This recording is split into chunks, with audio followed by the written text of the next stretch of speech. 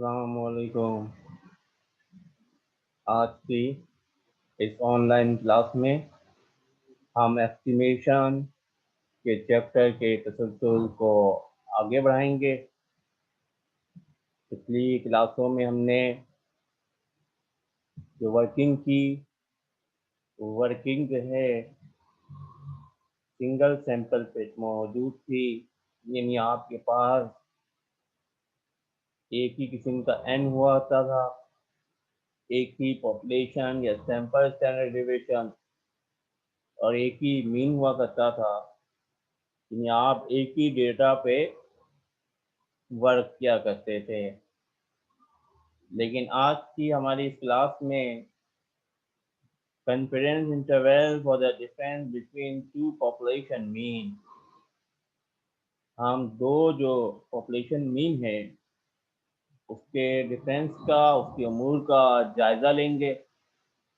अगर आपके पास दो मीन दिया हुआ हो सैंपल का, तो उसके मदद से आप पॉपुलेशन मीन के बारे में किस तरह एस्टिमेट कर सकते हैं, आज हम उन उमूर का जायजा लेंगे।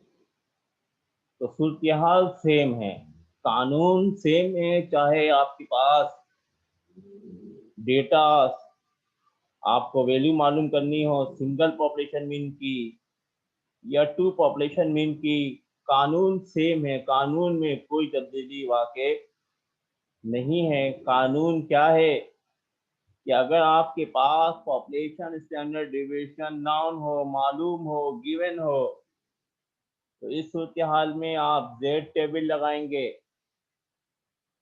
कानून सेम रहेगा। कि अगर आपके पास population standard division to population mean के लिए भी गिवन है, तो आप आंख बंद करें, आपको मजीद कोई चीज देखने की जरूरत नहीं है, एन को देखने की जरूरत नहीं है, आप डायरेक्ट सेट टेबल लगाएंगे। और टू पॉपुलेशन मीन में फार्मूला है x1 बार, यानी सैंपल मीन जो पहला वन है, x1 minus x2 plus minus z alpha upon 2, alpha में है। अब देखिए यहाँ पे स्क्वायर है, ये पॉपुलेशन वेरिएंस आपको चाहिए होगा। क्या चाहिए होगा? पॉपुलेशन वेरिएंस चाहिए होगा।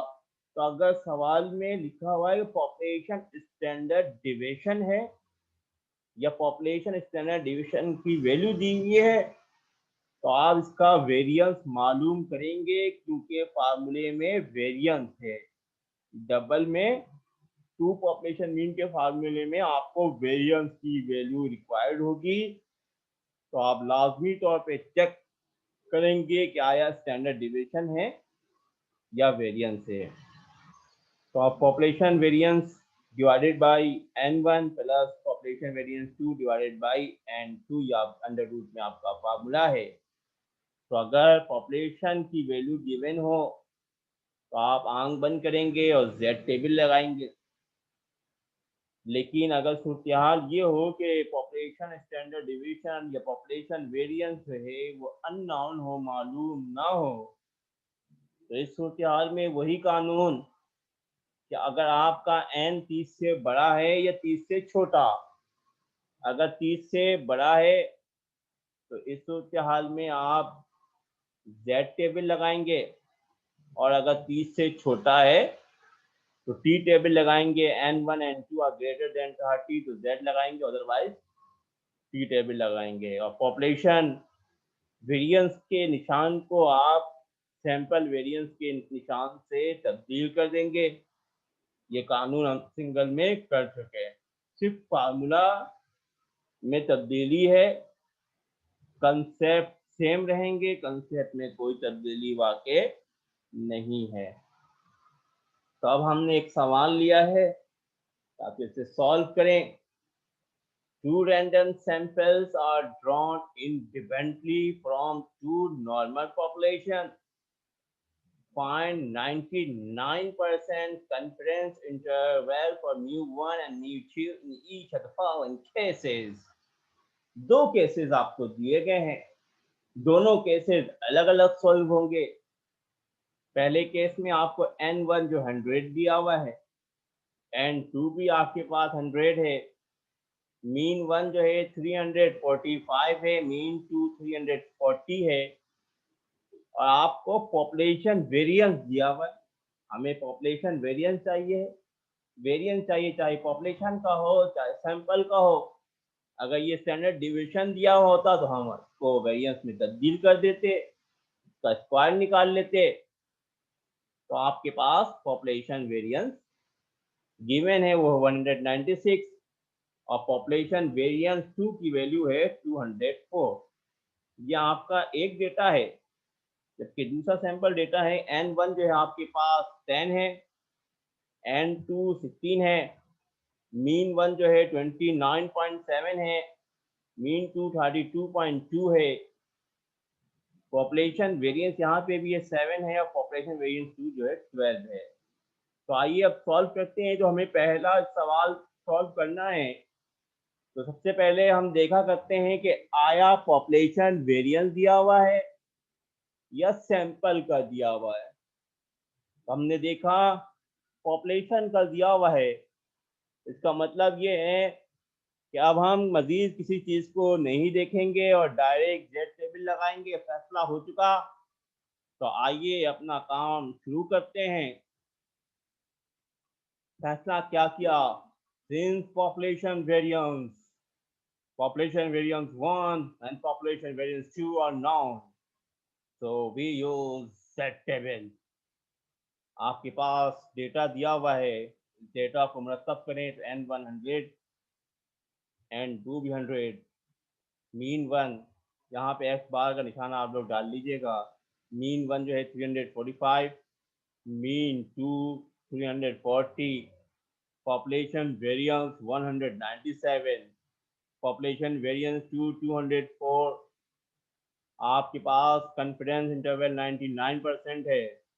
1 माइनस अल्फा की वैल्यू 0.99, अल्फा 1 में से 0.99 माइनस करें 0.01, अल्फा अपॉन 2, 0.01 को 2 से डिवाइड कर दें तो 0.005। आपको जेड टेबल फ्राहम किया गया, टी टेबल फ्राहम किया गया। तो 99 पे जेड टेबल की वैल्यू क्या है? 2.58। आइए ये हमारा फार्मूला है, इस फार्मूले के मुताबिक वैल्यू पुट करते हैं। तो मीन वन की वैल्यू कितनी है?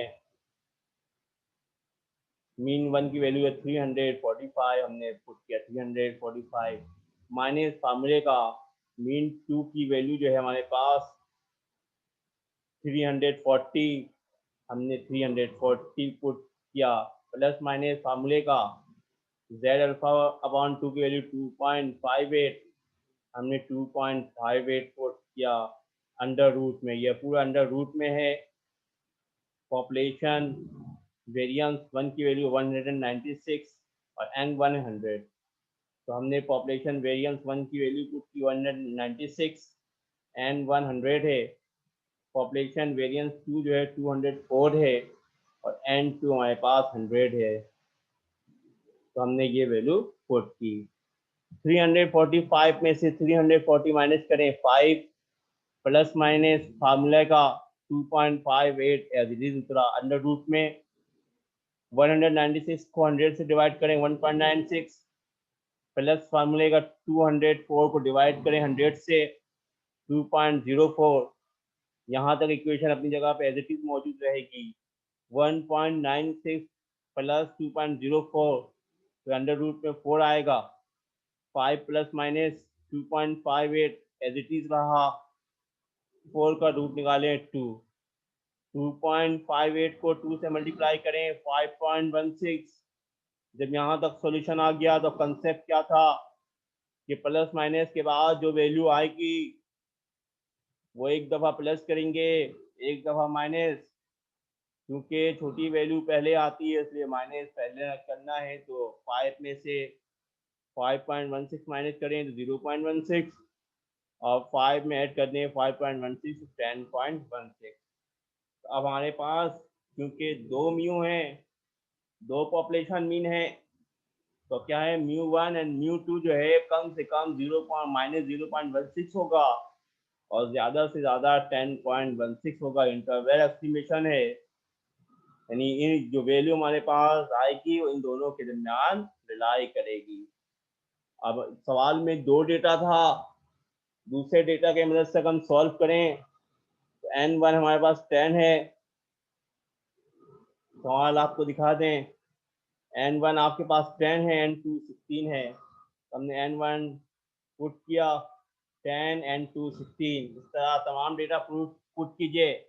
मीन 1 जो है 29.7, मीन 2 32.2, पॉपुलेशन वेरिएंस 1 की वैल्यू है 7, पॉपुलेशन वेरिएंस 2 की वैल्यू है 12 और अल्फा हमारा सवाल में सेम था, तो z अल्फा पॉइंट 2 की वैल्यू जो है 2.58।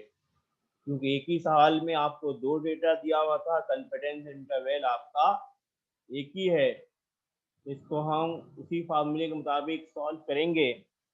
तो मीन 1 की वैल्यू है 29.7 माइनस फार्मूले का मीन 2 की वैल्यू है 32.2 प्लस माइनस फार्मूले का z अल्फा पॉइंट 2 की वैल्यू 2.58, पॉपुलेशन वेरिएंस 1 की वैल्यू है 7, n1 है 10, पॉपुलेशन वेरिएंस 2 की वैल्यू है 12, n2 है हमारे पास 16।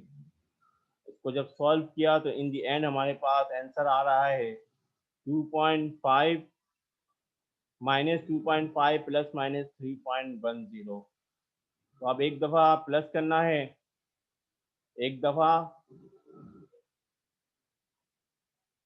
माइनस करना है।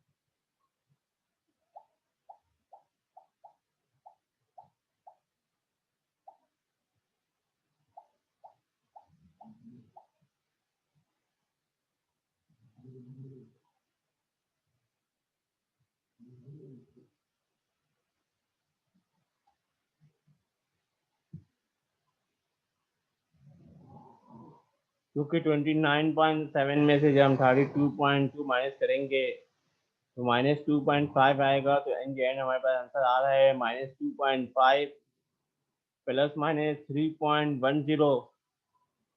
तो ये -2.5 है, उसके बाद वैल्यू है 3.10, तो 3.10 को एक दफ़ा प्लस करना है, एक दफ़ा माइनस करना है। क्योंकि नेगेटिव वैल्यू छोटी वैल्यू पहले आती है, बड़ी वैल्यू बाद में आती है, तो पहले माइनस करेंगे। तो -2.5 और -3.10, तो -5.6 आएगा।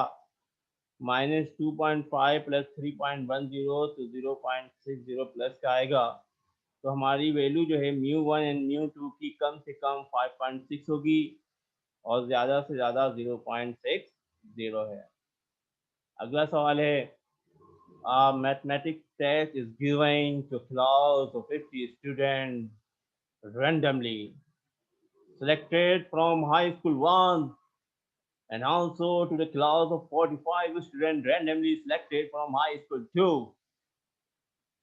For the class at high school 1, the sample mean is 25 points and the sample standard deviation 10 points. For the class at high school 2, the sample mean is 22 points and the sample standard deviation is 8 points. Construct a 95% confidence interval for the difference in the mean score.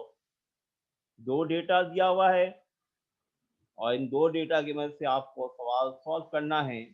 तो आइए data बनाते हैं। सबसे पहले क्या लिखा, school 1 and also to the school of. School 1 में जो है आपके पास कितने तालिब इल्म है, 50 हैं। अब mathematics test given to class of 50 student randomly selected from high school 1 also to the school of 45 students randomly selected from high school 2. N1 जो है आपके पास 50 है और N2 आपके पास 45 है. For the class at high school 1, the sample mean is 25 points and the sample standard deviation is 10 points. तो पहला school है उसका सैंपल मीन जो है वो 25 है और सैंपल का स्टैंडर्ड डिवीजन 10 पॉइंट्स है. तो आपके पास मीन 1 जो है वो 75 है और सैंपल स्टैंडर्ड डिवीजन कितना है 10 है.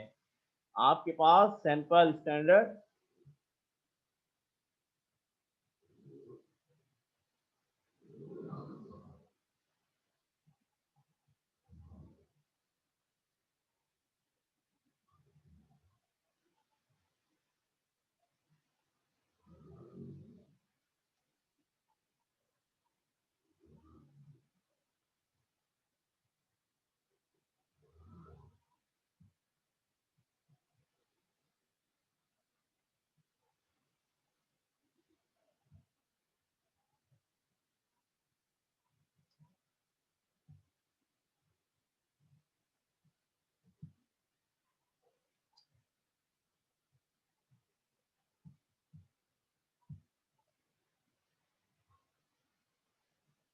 for the class at high school 1, the sample mean is 25 points and the sample standard deviation is 10 points.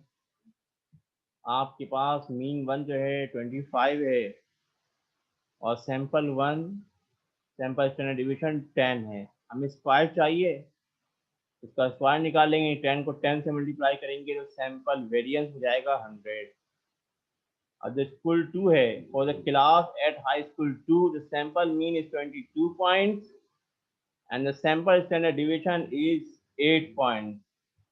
Mean 2 जो है आपके पास 22 है, यहाँ पे भी सैंपल स्टैंडर्ड डिवीजन दिया हुआ 8 है, जिसका भी स्क्वायर निकाल लेंगे, 8 को 8 से मल्टीप्लाई करेंगे 64. आपके पास सवाल में कॉन्फिडेंस इंटरवल की वैल्यू है 95%. 1 माइनस अल्फा जो आगे बाद 0.95 आएगा. 1 में से 0.95 माइनस करें 0.05. अल्फा अपॉन 2 की वैल्यू आएगी 0.05 को 2 से डिवाइड करें तो 0.025 और टेबल में इसकी वैल्यू 1.96 है. फैसला करना है. क्यों फैसला किया जेड टेबल का? क्या आपके पास पॉपुलेशन वेरिएंस तो नहीं है, सैंपल का वेरिएंस दिया हुआ है. अब आप डायरेक्ट जेड टेबल नहीं लगा सकते. अब आपको एन देखना पड़ेगा कि एन जो है 30 से बड़ा है या 30 से छोटा. तो N1 कितना है 50 है, N2 45 एंड 30 से बड़ा है. तो इसका मतलब यह है कि अब आप यहाँ पर क्या लगाएंगे, जेड टेबल लगाएंगे. हमने जेड टेबल लगाने का फैसला किया है. ये इसका फार्मूला है. तो जिस वक्त हमने शुरू में देखा कि अगर आपके पास पॉपुलेशन वेरिएंस ना हो तो उसको आप तब्दील कर देंगे सैंपल वेरिएंस के निशान से. सैंपल 1 वेरिएंस, सैंपल 2 वेरिएंस, बकिया तमाम सूरत हाल सेम है. तो अब इसको आपको डेटा बना दिया, फार्मूला पुट कर दिया. इसको आप मजीद खुद सॉल्व कर लें. ये इसका आंसर आएगा. मुश्किलात की सूरत हाल में मुझसे रब्ता करें. अगला सवाल है, to complete a certain job a sample of 75 worker in one plant took an average of 10 minutes and a standard deviation of 2.5 minutes. A sample of 75 workers in a second plant took an average of 18 minutes and a standard deviation of 2.05 minutes. Construct a 99% confidence interval for the difference in the two population means. ये सवाल का data भी खुद बनाना है, तो solve भी खुद करना है. सॉल्व कीजिए. अभी मुश्किलात की सूरत हाल में मुझसे रब्ता